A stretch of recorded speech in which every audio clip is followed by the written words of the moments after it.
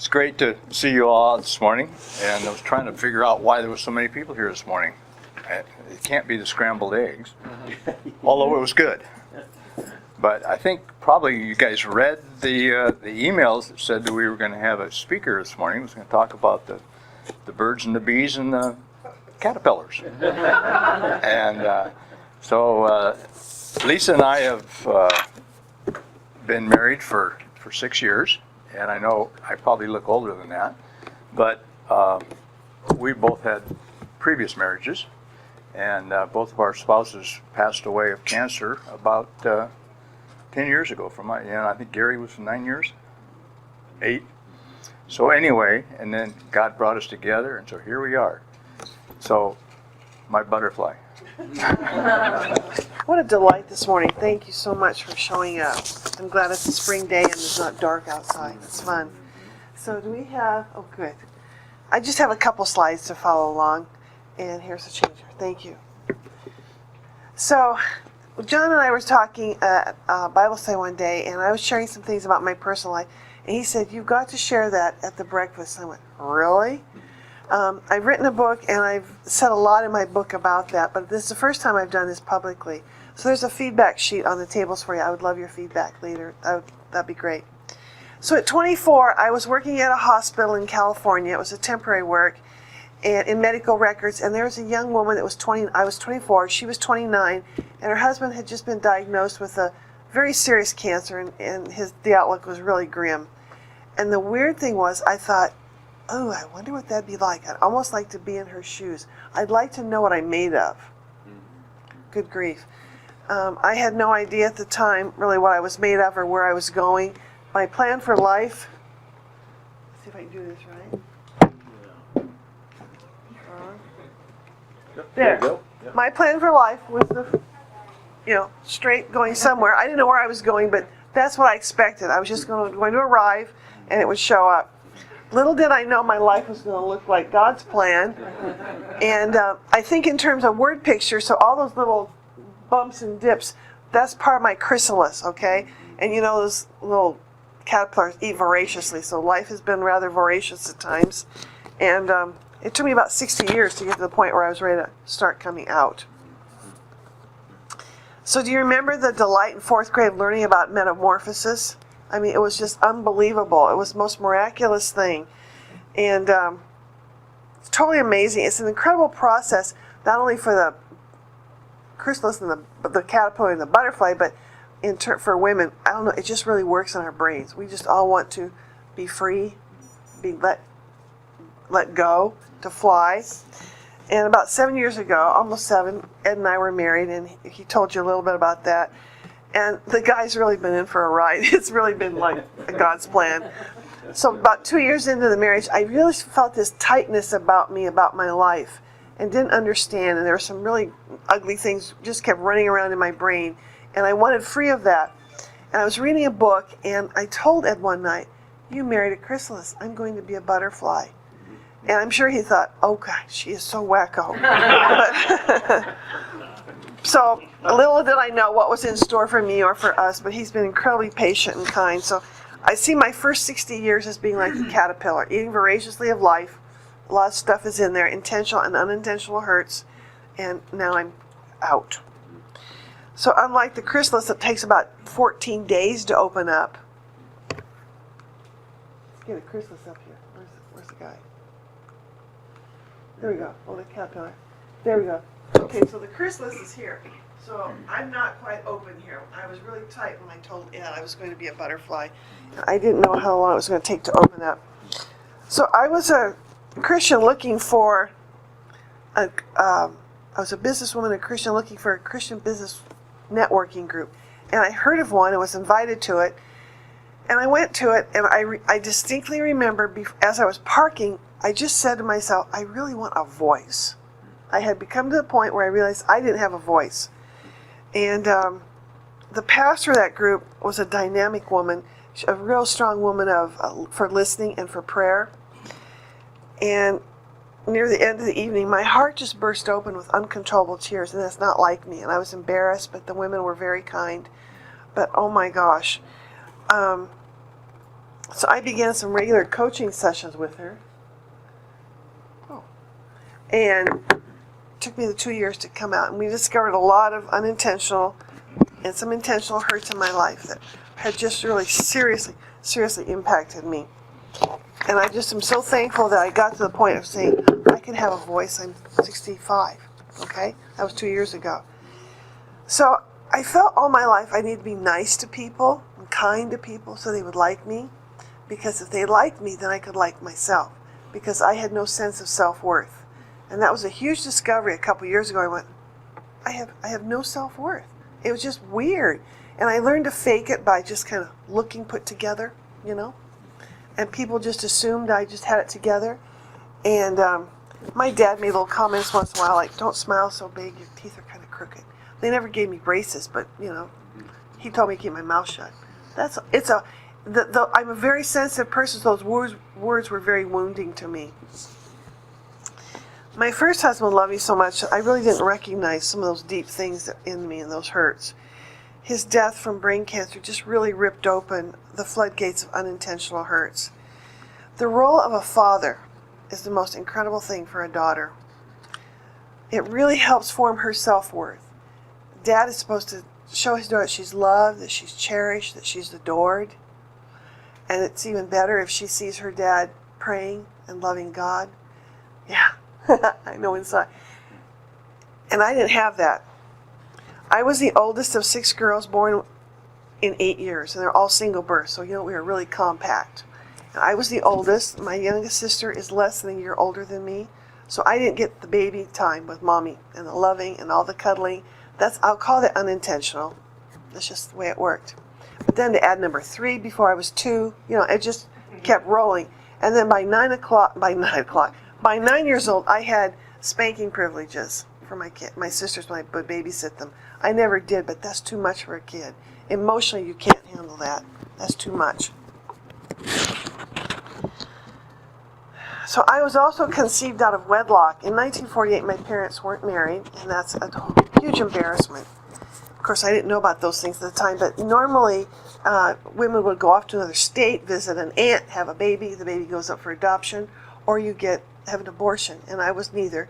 So my parents just, out of shame, lied about when they were married, so that if somebody did the math of marriage and childbirth, it worked out.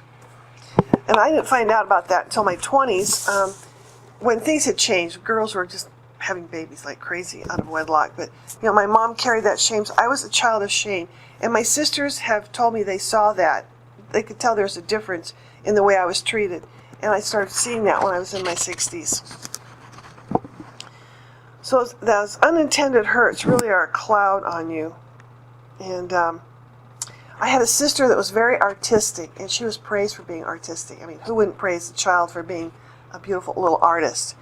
Well, I had a little gene change for being organized, and that was a source of teasing. And so I was embarrassed for that little talent, and I didn't consider it a talent at all until I was 38, and I woke up and went, a woman was speaking, I went, my gosh, this is okay.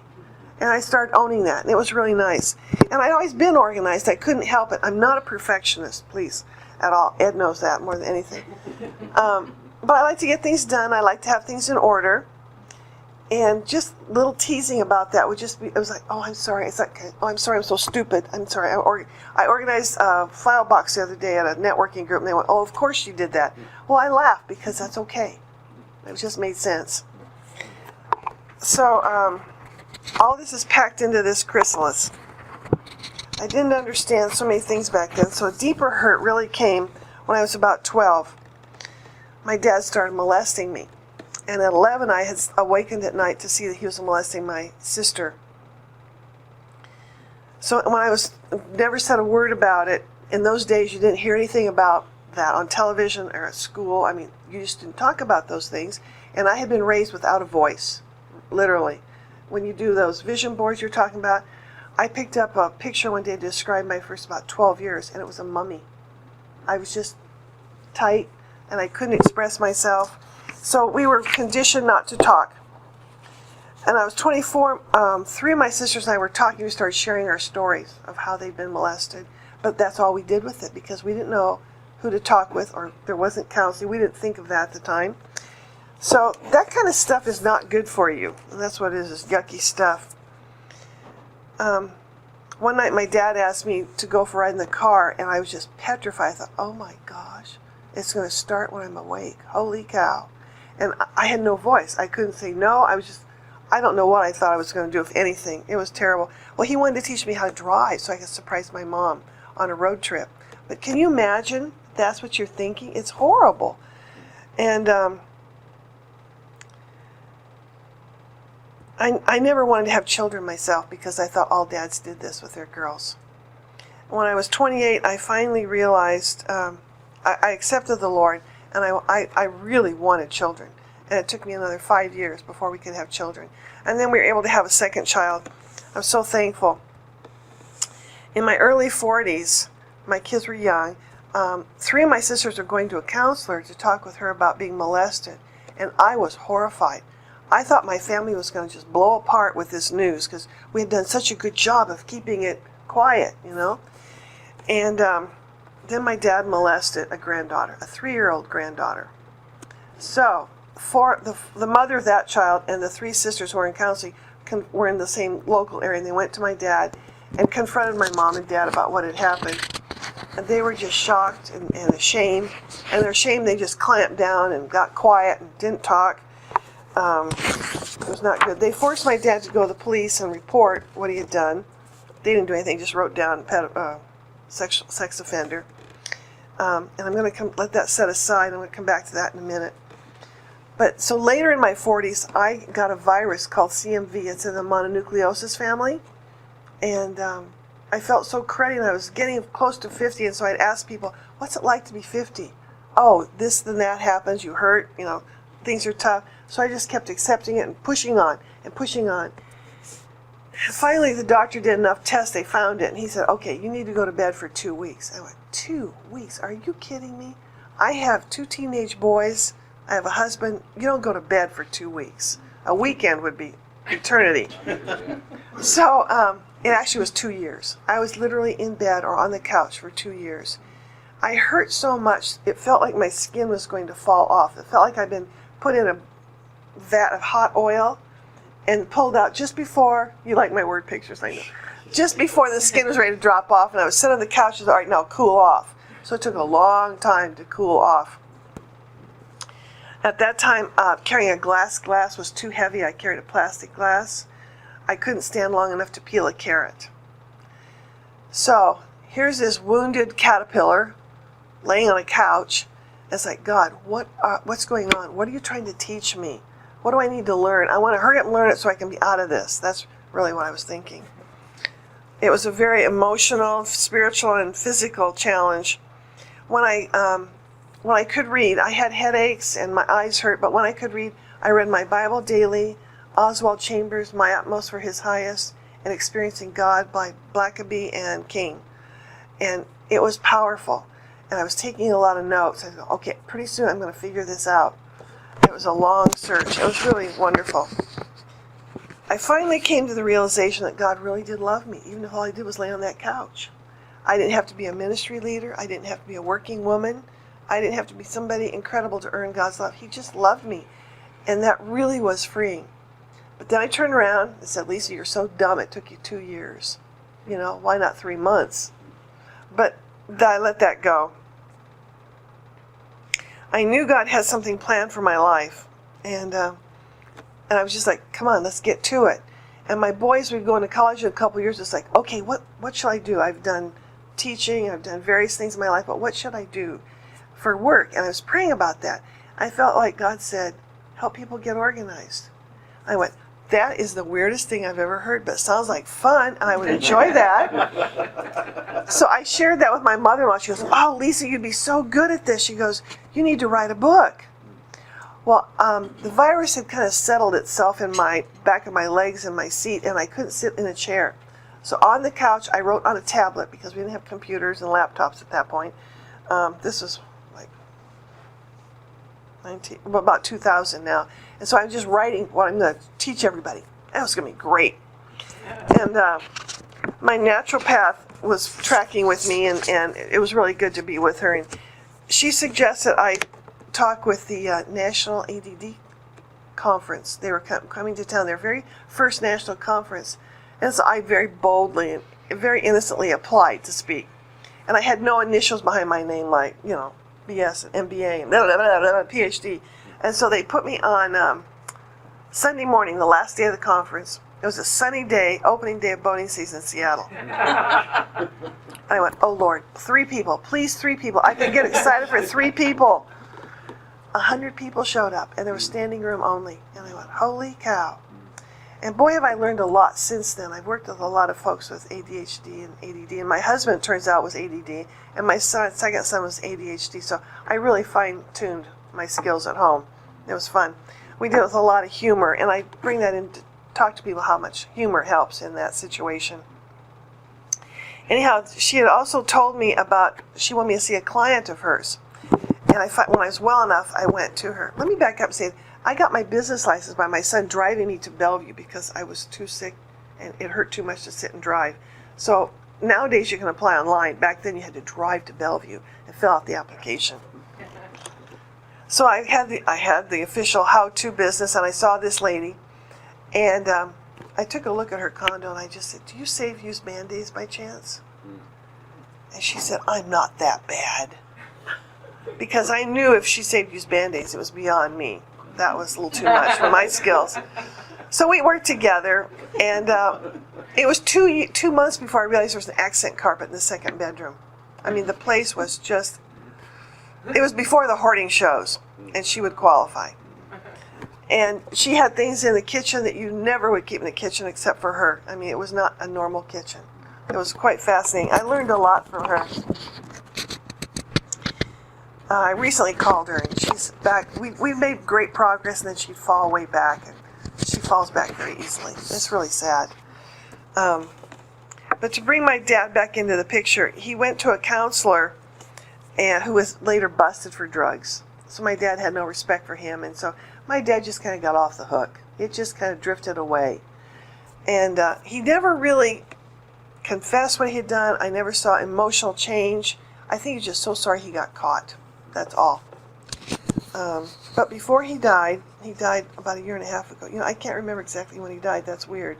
I didn't even bother to look it up, but it's been about 1.5 years. Up until the day before he died, he still did not admit that he had molested me. And my younger sister so boldly said, Lisa, you need to talk to him. And she said, I'll put the phone by his ear, you talk to him. And I was able to talk to him. I didn't yell, I wasn't screaming at him, but I had a voice. It was so freeing to say, Dad, you did do this. And the part about shame really impacted me. And I just said, you said some lies about me that aren't true. And I felt so free after that. It was really good.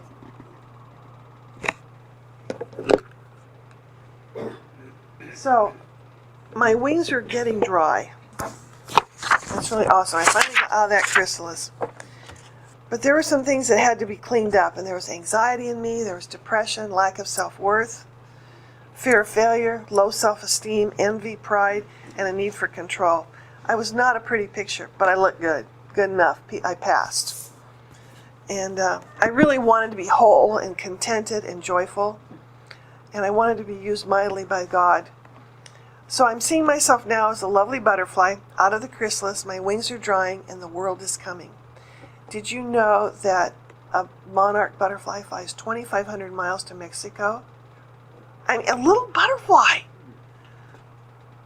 So I know God has plans for my life that I don't know about yet. And they're not to harm me, but plans to prosper me and give me hope and a future. And I give him all the praise for what he's given me in the future that's coming. And I finally wrote the book. I have some outside.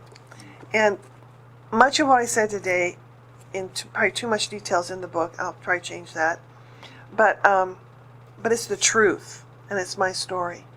And I want to help a lot of women get on that branch with me and migrate and be free. And I do that by organizing. I'd love to help people get organized in their home, their life, their business, and their future. And why do I want to do that? It's because if I help them find 10 minutes a day of lost things, misplaced things, that's 60 extra hours a year. Then they don't have an excuse for, I can't take a Bible study. okay? I can't do anything. I put a feedback page out. This is the first time I've given this talk. I would love feedback from it and any encouragement, any comments to help me do a better job. The books are for sale. If you're interested, I'd be happy to sign them. And there's a part in here, grieving is work. And I have a section here on a letter my husband gave to me and my boys. And after you read the book, be sure you give it to a boy around 17 to 25 and just let that impact him. Because that was my husband's desire, that he could somehow help young people. So thank you, John, for this opportunity. I really appreciate it.